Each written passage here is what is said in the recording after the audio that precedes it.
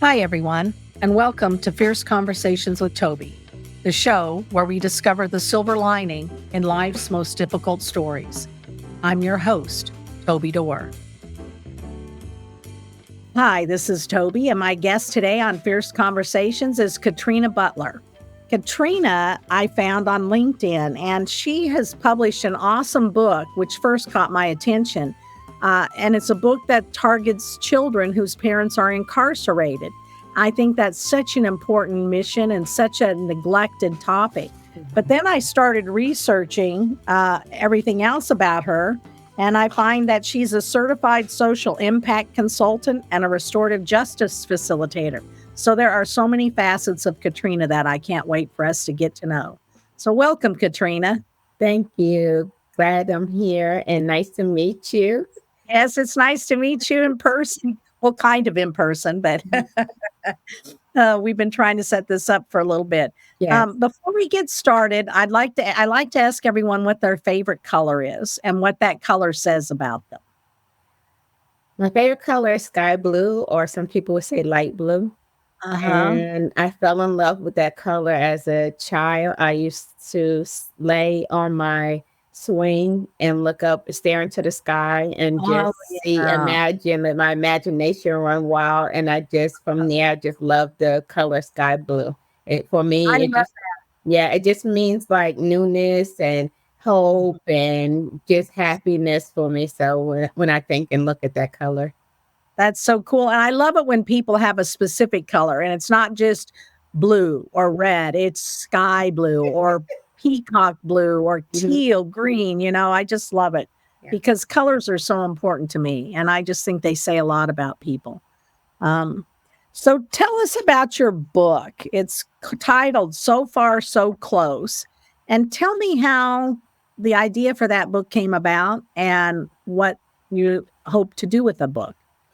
So, first of all, the title, So Far, So Close, I thought about that while I was incarcerated because I was one that was not lucky enough to have, regular visits from my children, even regular phone calls from my children, because they had to take care of themselves when I left. My 18-year-old daughter got custody of my 3 younger underage children, and they were just trying to, make it through life the same way I was on the inside. They were trying to make it through on the outside. But in thinking, I said, through this time of incarceration that's meant to separate and divide the family unit, take you away from it.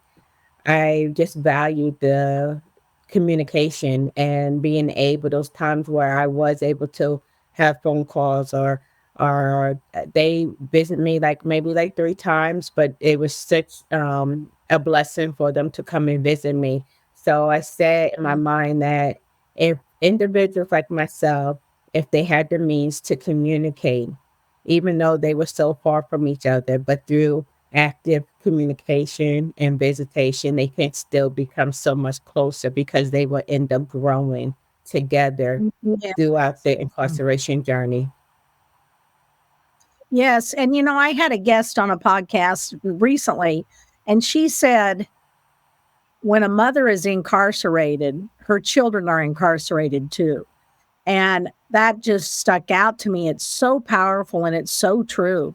And I think, prisons aren't really designed to enhance and grow the parent connection with children. It just isn't. And it should be, I think, in women's prisons, there should be something better to create those relationships with children. And I don't know what the answer is, but it's definitely a big need. There are some programs, but as we all know, certain programs, everyone is not privileged to them.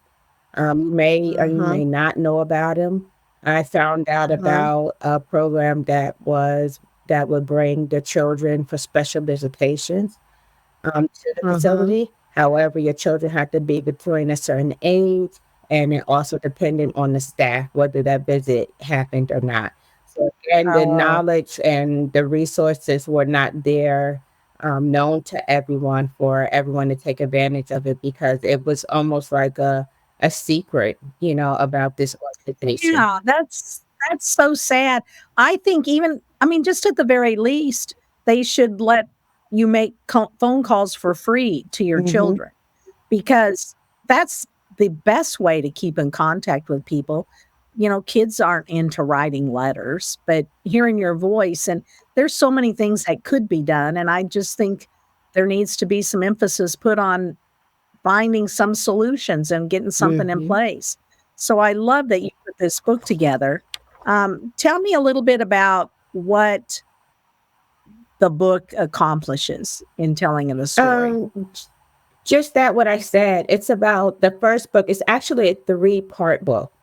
So yes. So the first Oh, part is okay. just that initial shock that this little boy, and again, it has no reflection on, if it's harder for a man or harder for a woman, because as a woman, Mhm, I took it from my lived experience, but it was just put in my heart to make the mhm, character a little boy and him losing his father. So that way, because I felt like I could be more inclusive that way, but, it's about the initial mhm, shock of a child losing their parent. The mother is upset. He's saying how his house is just so quiet now, that void of mhm, the father's presence. He doesn't want to play with his friends, and then in talking to one of his close friends, he realizes that he's not the only one, that she too was told to keep, mhm. the secret of her aunt, her losing her aunt to incarceration a Wow. secret. And so she just Mhm, shared, as a mhm, friend, she shared with him the ways that he would still be able to see his father and communicate with his father. mhm, And I know a lot of people, we advocate because you have to pay, and how the system is capitalizing off of the communication, being able to keep healthy communication with loved ones. However, we have to do and take what we have at the time. I wish too that it was free. I wish that they would give, funds mhm. for traveling funds, or, things like that, especially when you Yes, yes. do have, Mm, younger children. And even with the teenagers, I think people forget about the teenagers because they're at a very, very pivotal point in their life. They're trying to decide who they are in this big world as a young adult, and that's a very, very mhm. pivotal moment. And that's where I lost my children, where they needed.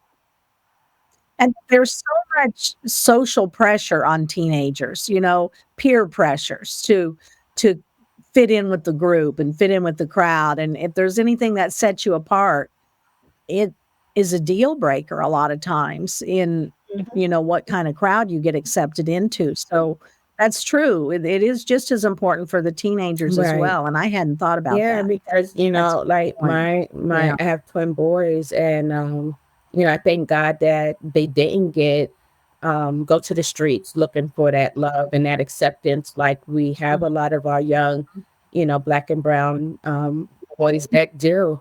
But ultimately Mhm. they was left to take care of themselves while their older siblings were out working, doing doubles and everything, trying to Yeah. pay rent and all those things. So yeah, it's very, I left them at a very, very important part of their life. I missed, my youngest daughter's graduation, and that hurt me. Especially when I Mhm. heard her during a phone conversation, she says, "Mom, I never thought my graduation would be this way."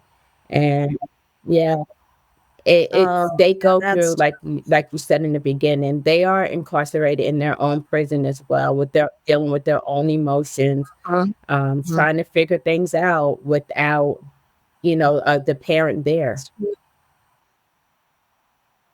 Yeah, my sons were in their 20s, their early 20s when I went to prison, and Mm-mm, they never did get over it. I mean, they just mm, it was so embarrassing to them, and,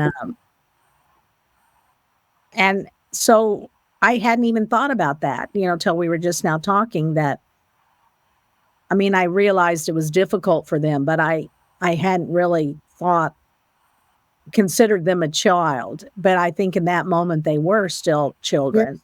and their mother was gone. Hmm. And that's tough. It really is. That's really tough. Yeah, we need to We put more do, attention on that, I and think. they get traumatized as well, the same way where our story doesn't just come out in one full swoop. It trauma comes out Mhm. in bits and Yeah. pieces here and there as things happen or things are triggered. And me just sitting back and paying attention, listening to the little trauma pieces come out here and there. That's what led Mhm. me to start writing the book because I wanted to give homage to I their feelings and their voices as a mom. And I know a lot of people will say, well, this is your mhm. fault. You did this. And yes, I take accountability for it. But then I also know that the same way I have my story and my, reason why I ended up incarcerated due to domestic violence. But and I made a bad decision trying to save them. However, I didn't, regardless of what I did, their voices still needs to be honored. They still need to be valued, and their story still needs to be heard. Yeah, I think that's beautiful, and I don't think we give them enough voice. I love that. I love that work that you're doing. So tell me a little bit about your uh I'm looking at your website here, Different Souls Yes, yes. on One Accord. So that was my very first organization after coming home, and I believe it was my fourth job. My fourth job being hired, working the job for between 2 to 4 weeks, and then being called and say, "Oh, we have to let you go. Your background came in." And it Uh, wasn't. If I had been by uh, myself, it would be one thing, but then to deliver the news to my children, that was the worst. So I remember mhm. the very last time somebody a job did that to me. I took my very last check and incorporated my business, Different Souls on One Accord. Got the website, the logo, and it's been existing since now. And what that is a social impact project consulting company where I collaborate with different nonprofits and I help build programs that focus on things that I believe in that I feel that's going to be instrumental to a successful reentry for individuals. And I also provide legal I services love for that. men on the inside as well. Yeah, so you're kinda like a hub, and you go out to all these you have these different spokes of different programs, so you don't have to I recreate use things, you my just lived kinda direct experience, people. especially when you have organizations that want to help, but they don't have the lived experience. So they call on someone like myself, Mhm, and I use what I know. I was in four different facilities during my incarceration, just for population movement. mhm. And I use my Yeah, experience to build programs, the infrastructure for mhm. programs that I know will communicate and speak the same language and support those coming home. I love that. I just love that. Um, so I think, one question I like to ask is to tell us about a significant event in your life and that knocked you down, but I think we've covered that. Going to prison is definitely something that just pulls the rug It out from does, underneath especially everything. when it comes from a lot of harm and hurt. I myself was a single mom and made a drastic decision to take care of my children, end up hurting them more. But I Mhm. don't think those stories, especially the victims of domestic violence being incarcerated, those are not brought to the light of how many women are inside that have been Mhm. victims themselves. And the tables were turned because nobody wanted to Yes. listen.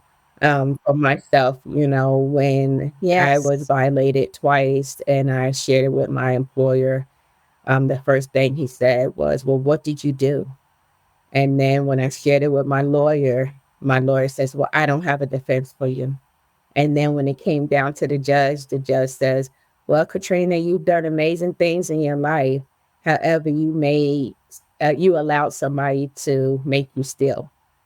And they gave me a life sentence, Mm. a life sentence for that. They gave me They a gave you a life life sentence on paper. sentence? They told for my first ever offense, never, no misdemeanors, no anything, never getting in trouble. They gave me 45 years, served 7. And then the Georgia Coalition Against Domestic Violence, I filled an application for with them. They advocated for me, and then I came home in a little less than 5 years. But yeah, Wow. That is an amazing yes, story too, just yes. that story. Wow. It's like a lot of the women, and while on the inside, I had different jobs, which we call, the details.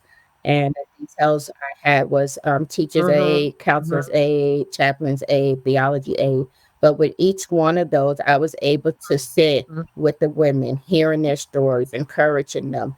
And I cannot tell you how many women, even though our stories are different, what led us there, but it's a lot of it mhm, stems mhm, from that love, that toxic love or toxic behavior, or even at the hands of their own parents, being abused and everything, and mhm. one thing led to another. So there's a lot of women. That's why I advocate for maternal incarceration, because you're dividing the family Mhm. unit.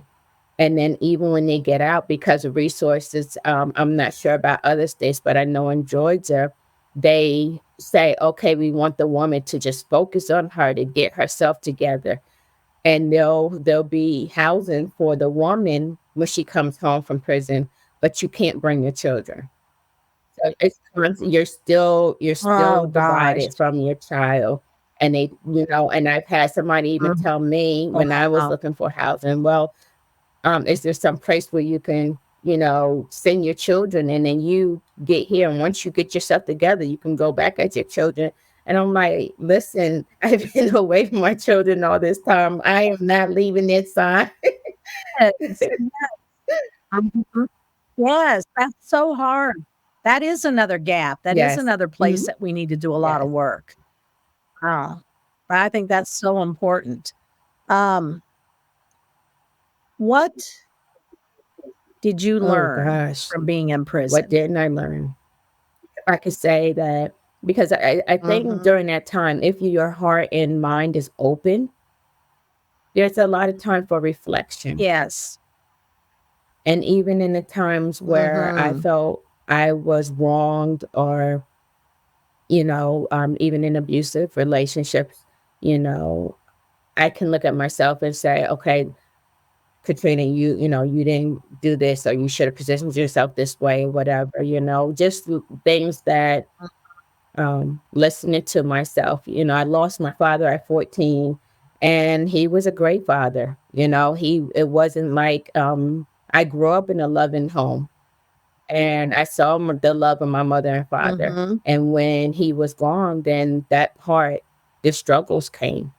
So it's just, a little girl trying Yes. to find love and acceptance of that same love that her father gave her. Mhm. So I can look at that and be honest with myself. Mhm. That's the reason why, part of the reason why I was in so many different toxic Yeah. relationships. But I think the main thing that Mhm. I was healed of feeling unworthy. When Mhm. you go through I think abuse, that's and beautiful. even, what people don't understand a lot of times with abuse and domestic violence, it's not like, okay, you're out that relationship, everything is fine. There's still certain traits that you can find yourself going down that road. Certain behaviors that you can start Mhm. accepting, certain ways how people talk to you or treat you, that the abusive person in you would say, okay, I'm just going to take it. But as you're healing and you're growing, that's what I started learning, what is healthy and what is not. And it's okay to stand up and say, you know what, this doesn't Mhm. feel good. I don't, this doesn't work for me. Yes. And you don't have to be ugly or rude about it. It's just about having those candid conversations and putting yourself the best place that you can be the best part of who you are, portion of who you are. So if I can say the main thing, I promised myself when I was inside, I said, when I come home, I'm going to be a walking example of what healthy love is. And that's what I do. I'm Yes. intentional about it. I'm intentional about being kind and being compassionate and showing empathy because I know the other side of that. Mhm, Telling my children I love them, picking up the phone and say, okay, I didn't call this person mhm, today. Let me just see how they're doing. I'm very intentional and I take mhm, those same traits, and I that's how I work it in my business, showing up through the life coaching and the peer mentoring. mhm. I show up and I make room for people in my life. So although they may have been they reaching out for a mentor, they end up being family to me. Yes. I love that. You know, I often say Hmm. that I found freedom behind bars. It's not a fun place, and I Right. definitely will not go back. I do not want to go back, but I feel almost that that Yeah. prison stay was a blessing in my life because it really gave me Yeah. an opportunity to figure out who I was and to focus on myself because there's no projects or deadlines or responsibilities or emails or anything to distract you. I mean, that is the worst part of prison too, is that there's just nothing to do, but you can use that time to focus on yourself and Yes, figure out what you yes, want to and do that, with the and rest of your life. you're so right because even upon when people say, "How was it when you came home?" I said, "When I got released, it was like somebody turned this light on to my life." I was in a dark place, a dark room, and Mhm. then all of a sudden somebody just came in and just switched the light on. So you had to adjust your eyes and adjust, Yes. Uh-huh. your senses and everything. And it Yeah, was just like, hey, I'm back. I'm back as mommy's back. I'm back in that role. But you're right. that's awesome. I know on the inside, people you would tell you, don't focus on the outside. Don't focus on what's going outside because it'll make your time harder. Mhm, But I was the opposite. I refused mhm, to adapt to the way on the inside of prison, to their food, to their language, mhm. their terms. Yeah. I saw so clearly of how the system was set to almost like to program you and to hypnotize you, Yeah, indoctrinate you. that door, the Mhm, clicking of the door, mhm. everybody stands Yes. up, Mhm. saying town call, everybody stands up, Yeah. Yes. at a command, they hear the Right, keys, right. it's just, and I'm sitting and I'm taking in all this, and I said, no, I won't, I will not make this a part of who I am.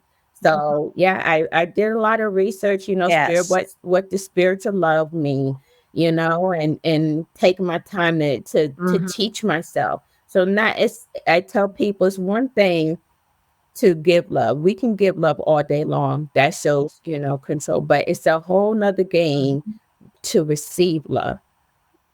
You're not in control of mhm. how That's people, the type of love people give you, but you're in control to say whether that love is conducive to the healthiness of who you are. yeah, I think that's so true. So, I read that this you're gonna publish a series of books. So what's Next, next? What's in the coming? book too, things are getting real for Calvin.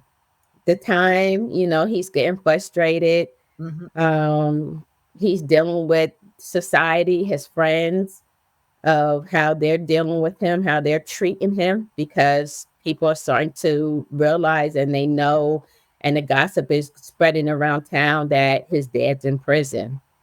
And that's another thing that people don't Mhm. realize. Even though my baby girl, she lost all her friends, due to me going in prison. These are things that, Uh, in this series, I wanted to bring those raw emotions, those raw experiences that, most adults, teachers, society, people that interact with our children every day, they just kind of shrug their shoulder off, and they, oh, children are resilient. You know what I'm saying? They'll get over it.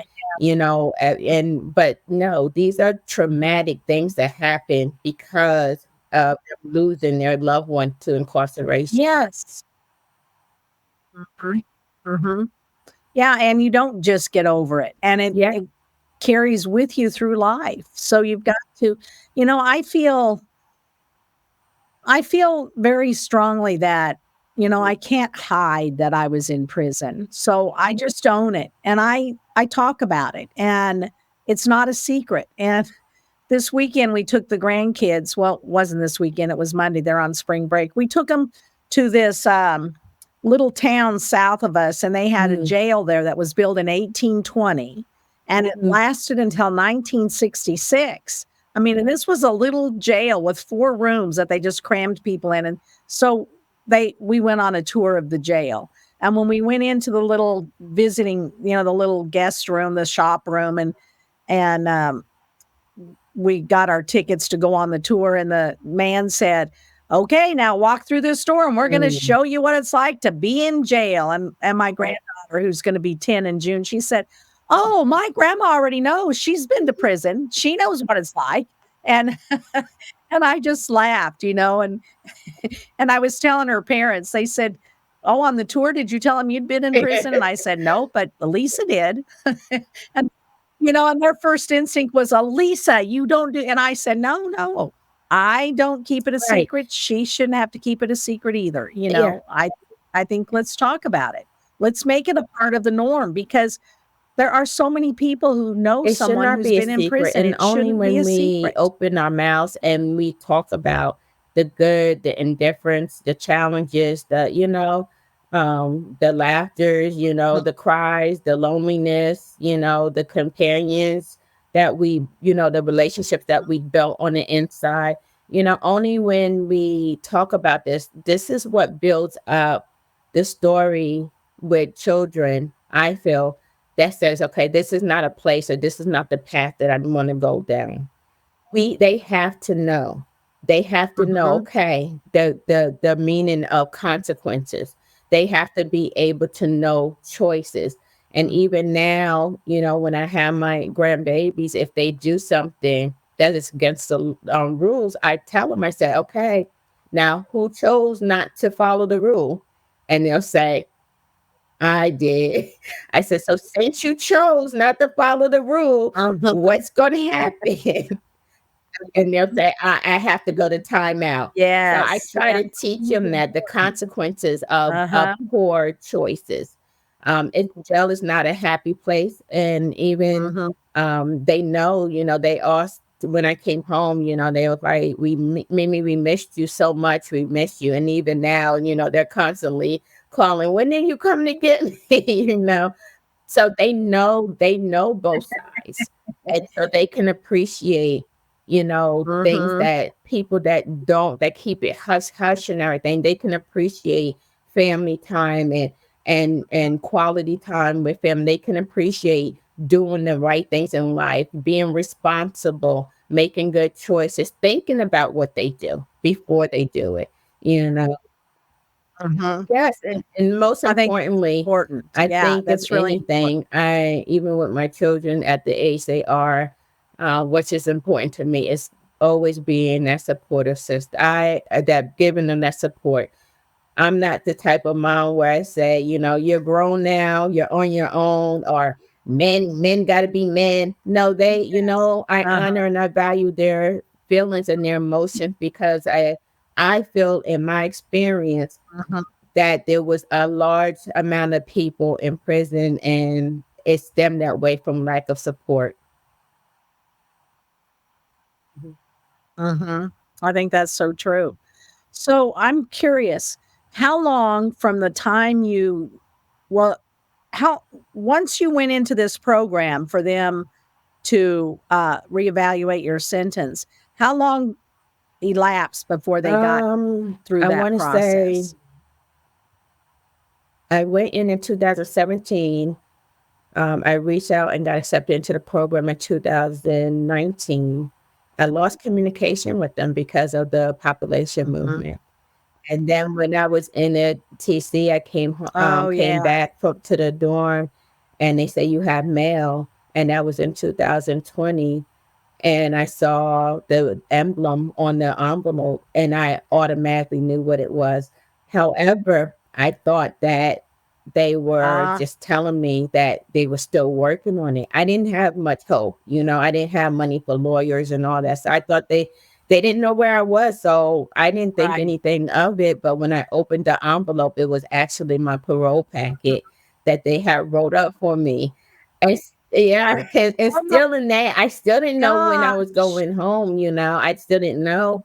And then Uh-huh. January 31st, I got called up to an office. I was only at the transitional center for 26 days.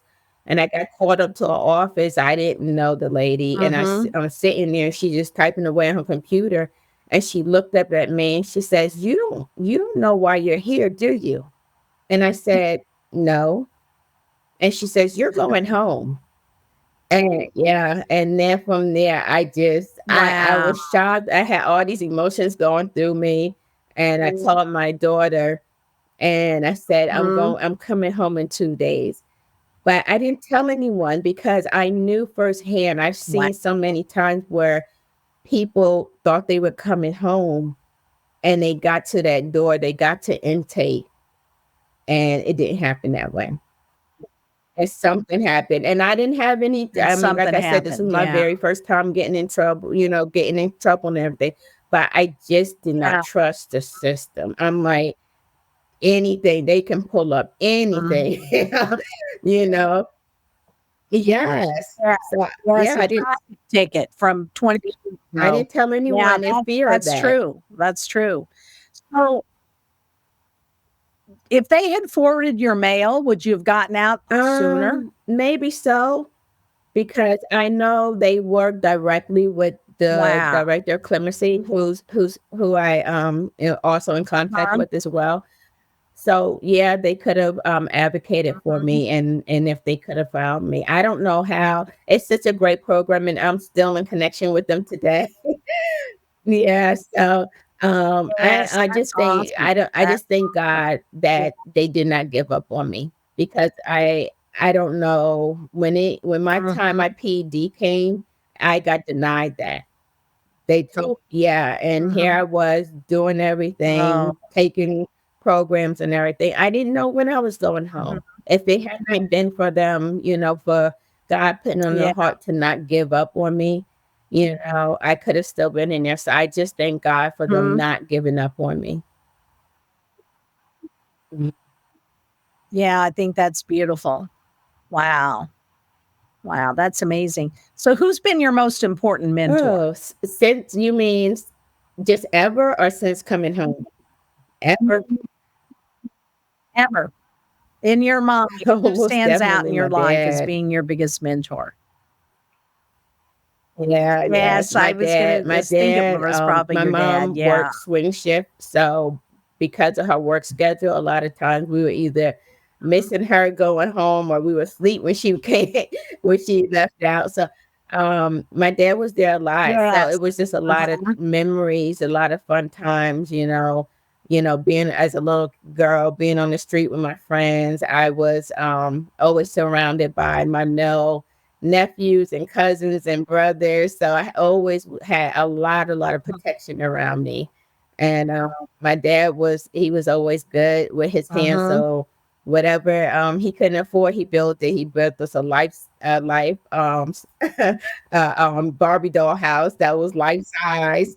Yeah, so we had the Oh, lights in it wow. and Wow, chairs to go in that's there and sit, cool. so it was just things like Uh-huh. that and just listening to his wisdom and things that Wow. he said, even right now that I hold dear to my heart. Mhm. I think that's beautiful. They Yeah, really are. fathers are pretty They important, really that's are. for sure. Yeah.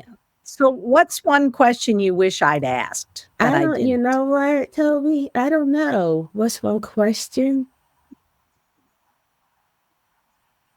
Is there something else you'd like to share that we haven't talked about? No, I just would say one thing, and again, it's with my work, with women. Um, our first love, I know it's cliche when they say you have to love yourself first, but it's so important. And that you Mhm, don't have to be masculine. You don't have mhm, to be alpha. You don't have to put any term on it. mhm. Just appreciate who you are, your size, your shape, your eyes, your lips, whatever it is, anything about yourself, and tell yourself every day in the morning, that you are beautiful. Just to believe that, we're not for everyone, but there is people out there in this world that we are for. Mhm. I love that, and that is so true. My husband now, when we first met, he told me, "Toby, you have to fix yourself before you can fix anything Hmm. else. I mean, you're of no use to anybody if you're a Right. mess. So you have to work on yourself." And it's really not a selfish thing. It's it's Mhm. what releases us to be able to do the work that we do. We have to be Right. in a mind And frame there that are minds, we can do this. even with So us, it's important. doing this work I think is, it's and I had to learn this. My mind is not going to work the same way someone else's mind is. The way how I see things is not going to be the same way Mhm, how someone else sees things. And so I have to stay true to who I am. The way how my organization is ran and put together, it's the way that God has gave to me to run it that way. And I think in this world, regardless of women, men, mhm, whatever, we're always comparing ourselves, even down, we see all the amazing work on mhm. LinkedIn and all these great people, and I had to tell myself, what Yes. God has for them is what God has for them, but that doesn't mean it's for me. And sometimes I have to fall back from it so I don't get, distracted by my plan and my purpose in life, Mhm. because that's who I am. That's a core of who I am. Right. And that's another, lesson from prison, I have to stay true to who I am, regardless if that means that I'm going to be standing by myself. I have to stay true to who I am. Mhm. I love that. I love that. Well, So what is did there you a learn when question you that were you'd in like to prison? ask me? Oh, man, I learned so much, but, really what I learned in prison is Yeah, that I'm good enough just as I am. I'm okay, and being in prison is not who I was, but who I was when I came out of prison is who I was right, meant to be right. all And I, along. I I said just that had to go too. to God prison had to to do find that. something drastic for us to get back to ourselves. Yeah, Yes. beautiful. Mhm. Yes. Yes, I like that. That's so true. That's so true. So what's one word that inspires Uh, you? I have to go back to what I always say is love. Love, love. And people think Mhm. of that That it is has to be a something powerful word. intimate, and for me, it doesn't.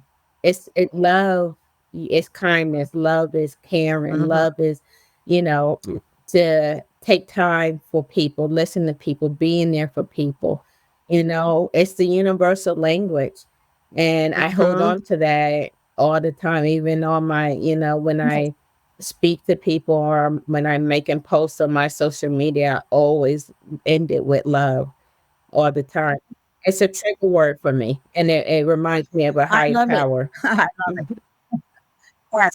It and it is truly at the root of everything. Love is at the root of, you know, sharing with someone. It's at the root of being empathetic. It's at the root Yeah, of helping someone. It's at the root right. of It's reaching it's a out. very It really simple is at the word. We root of complicate it. everything. I think we cheapen it too by making it about Exactly, only a exactly, and sexual it doesn't. relationship, and I that's wrote a not what story, and it I said, is. "What I wonder what it would look like if Mhm. everyone that I encounter, I would say, thank you, I love you, thank you, I love you." would they look at me and say, that crazy Yes, lady? yes, you know? But that's how I feel, you know. yes. I love, Mhm. people, and even when they disappoint, I still walk in love. I still, I am loving. I know how to separate it. Mhm. I like that. And after I got out of prison, I mean, I would tell my mom all the time, I Mhm. love you. Every time I talked to her and we'd leave, I'd say, I love you, mom. And, I say that to my grandkids now. And I think about Yes. all those years I Yeah. didn't say it. I mean, I was so busy and, we just hurried Yeah. and rushed out. And I didn't ever take the It's time to say, I important. love you. And we as women, It's I can important. attest to that It same really is. story. I woke up one day and I was just like, I haven't hugged my children. I don't know how long, or nor have I told them I love them. And this is way before prison. Life was just so fast and had so much going on. Yes. And I literally had to make myself get into a habit of saying it. Yeah. Yes. I Yes. think it is important and it is powerful, that's for sure. So, well, Katrina, thank you so much for being on with us today. I think you have such a powerful story. I didn't even know half of the story until we talked today. And I'm even more Thank impressed now you. than I was when I first reached out. So Yes. I think Most we need to stay Yes, I connected. I got think some we're ideas working on some already for we same got to thing. chat about. So, Yeah. yes, most definitely. Yes, definitely. Let's do. Let's do. You're Well, thank welcome. you, Thank you for Katrina. I'm having me. so You glad have to a have blessed you on the day. show. Thank you for joining me on Fierce Conversations with Toby. Your support and listening means so much to me, and I hope today's conversation makes a difference in your world. If you would like to support this podcast, there are many ways to do so. I found these ways tend to help the most in getting our message out into the world. Number one, subscribe to the show on Apple Podcasts, Spotify Podcasts, YouTube, or wherever you listen to or watch this podcast. If you can leave a 5-star rating or a like on this episode on YouTube, that helps even more. And if you leave a comment or a review, that helps the most. The next way you can support Fierce Conversations with Toby is to join our Patreon at patreon.com/fierce conversations. All tiers come with a downloadable digital gratitude journal created by me and membership in a private Facebook group that I also lead. Most importantly, 10% of all proceeds from your subscription will go directly to donating my workbooks to women in prison. Finally, sharing the link to this show with your friends, family, and anyone who wants to listen is appreciated more than I can say. Thank you again for joining me today and supporting this show by listening to it and sharing it with friends. Fierce Conversations is created and hosted by me, Toby Dorr. Produced by Number 3 Productions. The theme song that you're hearing now, Groovin', was composed and arranged by Lisa Plass. Lisa also plays the flute for the theme, with Carolyn Parody on piano and Tony Ventura on bass. Find out more at tobydor.com. This is Fierce Conversations with Toby. Escape your prison.